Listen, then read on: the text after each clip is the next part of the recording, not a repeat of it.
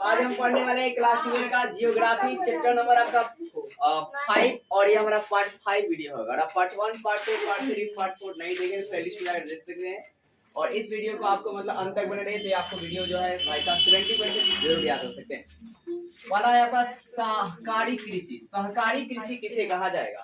तो देखिए जब कृषकों का समूह, कृषकों मतलब किसानों का समूह अधिक लाभ कमाने के लिए एक सहकारी संस्था बनाकर कृषि करती है तो उसे सहकारी कृषि कहा जाता है। आपने क्या देखा कि जब एक कृषकों का समूह अधिक लाभ कमाने के लिए एक सहकारी संस्था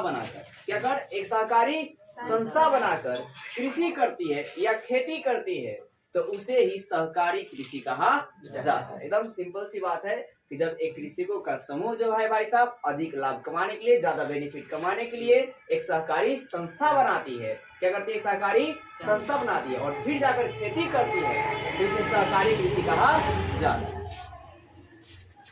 तो बहुत ही आसान है। और ये उत्पाद को खरीद और क्या करते हैं? बेच भी करते हैं। मतलब उत्पाद को ये किसान जो है, ऐसे किसान होते हैं कि सिर्फ अपने ही खेत से नहीं बल्कि दूसरे भी खेतों से उत्पाद को क्या करते हैं? खरीदते हैं और फिर उसे मार्केट में ले जाकर बेचते हैं। क्यों भाई? अधिक लाभ कमाना। क्या करना है? अधिक लाभ कमाना। फिर ये सहकारी आंदोलन पहली शताब्दी का जी पूर्व आरंभ हुआ था। सहकारी आंदोलन जो है कब आरंभ हुआ था? तो पहली शताब्दी पूर्व क्या हुआ? आरंभ हुआ था। एक शताब्दी में भाई साहब 10 साल होते हैं। कितने साल होते हैं? अब आगे देखिए जी। और भाई साहब सफल भी हुआ, प्रारंभ हुआ और क्या हुआ जी? सफल भी हुआ। जैसे पश्चिमी यूरोप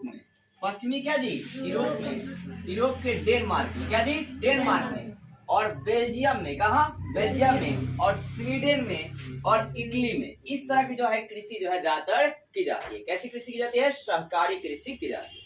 अब सवाल में ऑब्जेक्टिव में आ जाएगा निम्नलिखित में सहकारी कृषि ज्यादातर कहाँ की जाती है?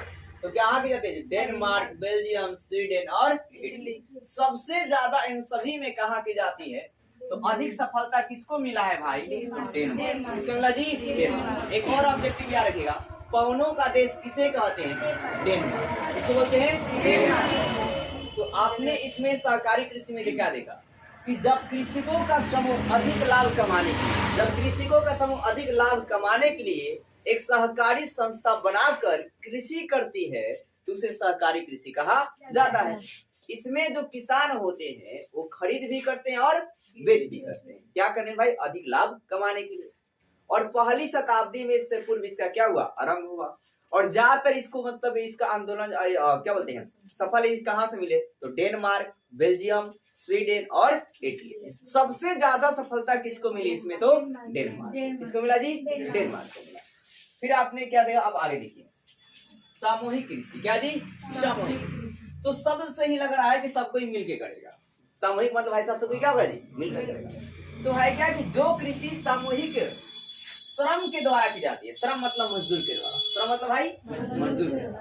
तो जो कृषि सामूहिक श्रम के द्वारा की जाती है उसे सामूहिक कृषि कहा जाता है। एक लाइन का डिफिनेशन है कि जो कृषि सामूहिक श्रम के द्वारा मतलब सामूहिक मजदूर के द्वारा की जाती है उसे सामूहिक कृषि कहा जाता है।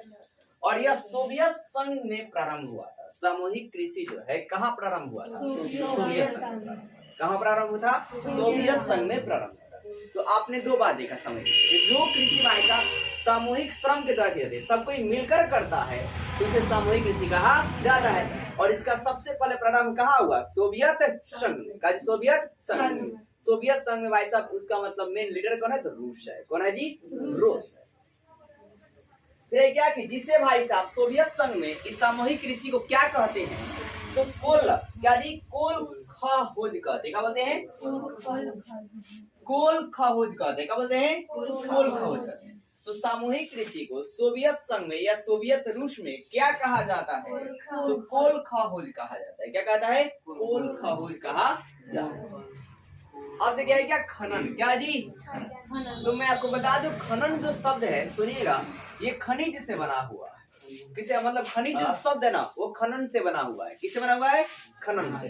यानी कि जिसे खदानों से खोदकर निकालते हैं उसे खनिज कहते हैं। क्या सुना आपने? जिसे खदानों से खोदकर निकालते हैं उसे क्या कहते हैं? खनिज कहते हैं। क्या कहते हैं? जैसे कि कोयला को क्या करते हैं? खदानों से खोद कर निकालते हैं, तो कोयला क्या होगा? खनिज। क्या होगा? खनिज। तो वही बात यहाँ पर बात है खनन की बात की प्राचीन काल में ही खनिज का उपयोग तो खनिज सब था, तो मैंने खनिज बता दिया कि जिससे खदानों से खुद कर निकालते हैं उसे खनिज कहते हैं। खनिज को इंग्लिश में मिनरल्स कहते हैं। क्या बोलते हैं? मिनरल्स। जैसे उदाहरण में बताया भाई साहब कोयला। क्या बताया? कोयला, लोहा। अब है क्या कि प्राचीन काल में खनिज का उपयोग हथियार बनाने में, बर्तन बनाने में और औजार बनाने तक ही सीमित था। तो जो प्राचीन काल था उस समय भाई साहब जो क्या बोलते खनिज था उसे बर्तन बनता था, उसे हथियार बनता था और उसे क्या जी भाई साहब? औजार बनता था। यहीं तक बनते थे, ठीक है ना। अब ज्यादा चीजें नहीं बनती। लेकिन वर्तमान समय में बात कीजिएगा तो ये विकसित कर गया है। ये क्या हुआ जी? विकसित कर गया है। इसकी बड़ी बड़ी मशीनें बनती है। लोहा का क्या होता है? बड़ी बड़ी क्या जी? मशीनें बनाते हैं। टेक्नोलॉजी भी बनता है अनेकों प्रकार का। अब इसका वास्तविक विकास जो है कब हुआ? तो औद्योगिक क्रांति के बाद हुआ। कब हुआ जी? औद्योगिक क्रांति के बाद हुआ। तो आपने पहले सेंटेंस में क्या देखा कि प्राचीन काल में जो है खनिज का उपयोग जो है हथियार बनाने में, औजार बनाने में और आपके बर्तन बनाने तक ही सीमित था। लेकिन वास्तविक इसका जो है होता है क्या विकास कब होता है? तो औद्योगिक क्रांति के बाद होता है। औद्योगिक क्रांति मतलब क्या? बहुत सारी कंपनियां जब देश में आने लगी। क्या बोलते हैं? औद्योगिक क्रांति मतलब क्या? उद्योगों में बढ़ावा औद्योगिक क्रांति कहलाता है। क्या सुना जी? उद्योगों में बढ़ावा। अब उद्योग क्या है? फैक्ट्री बहुत ज्यादा आना, फैक्ट्रियों का बहुत ज्यादा क्या जी? आना, उसे कहते हैं औद्योगिक क्रांति। ठीक है, पहले मान लो 1 फैक्ट्री थी, अब 50 को फैक्ट्री है, तो इसको कहते हैं औद्योगिक क्रांति। क्या कहा जाएगा? औद्योगिक क्रांति। मतलब उद्योग में बढ़ावा औद्योगिक क्रांति। तो इसका वास्तविक विकास जो है क्या हुआ? औद्योगिक क्रांति के बाद हुआ। मतलब बहुत सारे जब देश में कंपनियां जो आपके आने। एक खनन, अब आगे पॉइंट है खनन कार्य को प्रभावित करने वाले कारक। क्या है? खनन कार्य को प्रभावित करने वाले कारक। कौन प्रभावित? 2 कारक है, एक भौतिक कारक है और एक आर्थिक कारक है। तो खनन कार्य को प्रभावित करने वाले 2 कारक है, भौतिक कारक है और क्या है? आर्थिक कारक। भौतिक कारक मतलब प्राकृतिक वाला। कौन जी? प्राकृतिक कारक। तो देखो मतलब जब खुदाई होती है तो अनेकों प्रकार के जहरीली गैस निकलती है। जहरीली क्या था जी? गैस निकलती है। अब उन गैसों से बचने के लिए हमें अनेकों प्रकार के मास्क लगाते हैं। क्या लगाते हैं? अनेकों प्रकार जी मास्क लगाते हैं। ठीक है, और जैसे कोयला के खदान में लोग काम करने वाले जो हैं वो किस तरह का मास्क लगाते हैं? तो गैस मास्क लगाते हैं। क्या लगाते हैं? Gas mask. गैस मास्क जो है किसका बना होता है? तो चारकोल उसमें मारा आता है। क्या रहता है? चारकोल। ठीक है, मैं साइंस की बात बता रहा हूँ आपको। और वो क्या करता है? जहरीली गैसों को अवशोषित कर लेता है और जो प्योर गैस होता है वही बॉडी के अंदर जो है जाती है। इसके अलावा भी मतलब अनेकों प्रकार चट्टान उटान होते तो तोड़ने में क्या होता है? दिक्कत होती है। तोड़ने में क्या होता है जी? दिक्कत होती है। तो कई मजदूर जो है ना मारे भी जाते हैं खनन कार्य करते हुए। मान लो पत्थर को तोड़ रहे हैं, पत्थर बड़ा गिर गया तो क्या हो जाएगा? गए ना भाई। ठीक है, तो इस तरह अब कहीं मतलब ज्यादा आग ही लग जाता है तो कई मजदूर आग में भी चले जाते हैं। ये प्रभावित करने वाले कारक है भौतिक। अब आर्थिक कारक देखो, तो खनन कार्य किया जाता है तो कई खनन कार्य में आपका है क्या? पैसा बहुत ज्यादा लगता है, किसी में कम लगता है। ठीक है, अगर बहुत पृथ्वी के तल पर ही मिल गया, अगर खनिज भाई साहब सोना ही मिल गया मान लो, तो कम पैसा में मिल गया ना। आर्थिक मतलब क्या? पैसा। आर्थिक मतलब पैसा, ठीक है ना। इकोनॉमिक्स मतलब इनकम। तो ऐसा आर्थिक मतलब यार ना इनकम वाला चीज है। क्या है? इनकम वाला चीज। तो कभी खनिज को निकालने में कम पैसा लगता है, कभी खनिज को ज्यादा। यार ना जिस खनिज को निकालने में पैसा ज्यादा लगेगा वो खनिज का एलिमेंट जो है महंगा बिकेगा। फॉर एग्जाम्पल, तो सोना को निकालने में भाई साहब खर्चा ज्यादा लगता है। खर्चा क्या लगता है? ज्यादा लगता है, इसलिए सोना महंगा है। इसलिए सोना क्या है? महंगा। इसलिए क्या जी? और सोना से भी महंगा क्या है? प्लेटिनम। क्या है? क्या जी? अब देखो क्या कि खनन की विधियां। क्या जी? खनन की। तो खनन की 2 विधि है। कितनी विधियां है? एक है धरातलीय खनन और एक है भूमिगत। धरातलीय खनन का मतलब यह है कि पृथ्वी के ऊपर सामान मिल गया। क्या मिल गया जी? पृथ्वी के ऊपर ही लेवल में क्या मिल गया? सामान मिल जाएगा भाई। सामान मतलब खनिज मिल जाएगा, तो उसको कहेंगे धरातलीय खनन। क्या बोलेंगे? धरातलीय। धरातल एकदम सरफेस ऊपर ही। तो भाई साहब धरातलीय खनन को विवृत खनन भी कहा जाता है और इसमें ये सस्ता होगा। ये कहता है सस्ता। अब ऊपर मिल जाएगा भाई साहब तो सस्ते में होगा जी।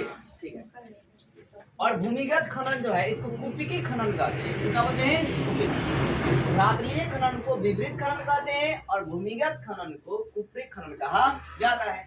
और ये खनन जो होता है भाई क्या होता है? महंगा होता है। क्या था जी? महंगा होता है, क्योंकि बहुत भूमिगत भूमि के अंदर, भूमि क्या जी? अंदर। अब भूमि के अंदर खुदाई करवाएगा तो सस्ता में थोड़ी ना होगा, महंगा, अनेकों प्रकार के मशीनों लाना पड़ेगा। ठीक है, तो भूमिगत खनन क्या था जी? महंगा होता है और ये जोखिम भरा होता है। तो क्या था जी? हो सकता है कि खुदाई करा जैसे करेंगे, ठीक है ना जी? चली भी जाती है, आप देखना कई तरह के वीडियो भी अपलोड होते हैं। तो ये बात है, धरातलीय खनन जो है भाई सस्ता होता है और इसमें जोखिम कम होता है। जोखिम क्या आता है? कम होता है। इसको विपरीत खनन भी कहा जाता है। ऐसा पॉइंट क्रिएट कर सकते हैं। भूमिगत खनन जो है इसे कुपिक खनन भी कहते हैं। यह महंगा होता है और यह जोखिम से भरा होता है। ठीक है, इसमें क्या होता है? जब खुदाई होता है तो अनेक प्रकार की गैसें भी रिलीज होती है और उस गैस से कई लोग मारे भी जाते हैं। कई लोग मतलब क्या होता है, चट्टान के अंदर तब भी जाते हैं, मिट्टी के अंदर। अब भाई क्या कि नॉर्थ अफ्रीका, दक्षिण अमेरिका और एशिया के कई देशों में आय का जो साधन है, आय मतलब इनकम, आय मतलब भाई इनकम का 50% खनन कार्य से क्या होता है? प्राप्त।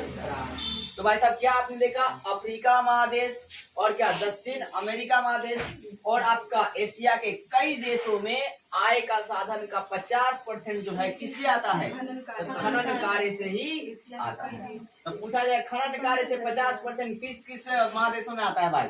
अफ्रीका, दक्षिण अमेरिका और एशिया। तो आप किस महादेश में आते हैं? क्या जी? एशिया महादेश। इसमें जी